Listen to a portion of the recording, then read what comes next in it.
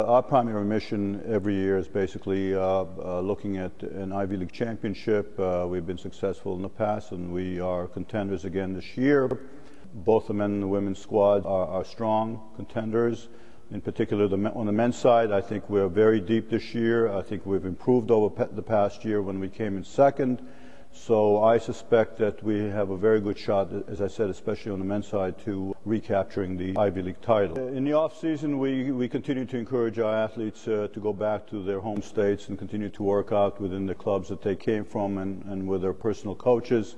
We've had several athletes who have been very successful in that regard. In particular, on the women's side, it's been Noam Mills, our épée fencer, who was second last year at the NCAA. She continued to work very, very hard in the off-season, continued to compete, and most recently captured the bronze medal at the European Championship, which really bodes well for her and for the upcoming season.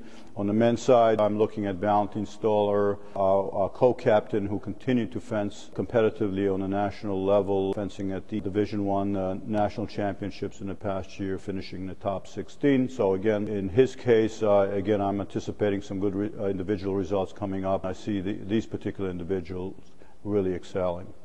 On the women's side, as I said, a lot of these returners are young, and they, to their credit, they've continued to work in the off-season. That includes Shelby McLeod, Nadia El-Dib, who continue to fence nationally in the off-season also. We have Haley Levitt, a co-captain on the women's side, who continue to work very hard. Caroline Vloka, who's the NCAA champion. Again, in her case, despite the fact that she sustained an injury, overcoming that, and I think as we move forward for the season, the upcoming season, she's a very determined young competitor, and I see a successful season coming up for her.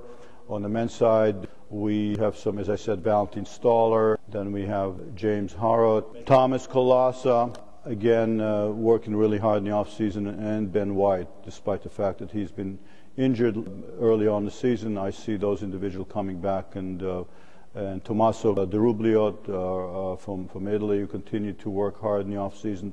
Those are the individuals that I'm looking forward to seeing them getting better. And finally, of course, Hao Meng, our co-captain, who's improved steadily over the last 2 years. So those are the core people on both sides of the aisle. I think that those injuries pretty much are just nagging injuries that are not major issues for us, and the fact that they have occurred early on in the season, I'm really hoping that we can overcome them as we get closer to the heart of the season.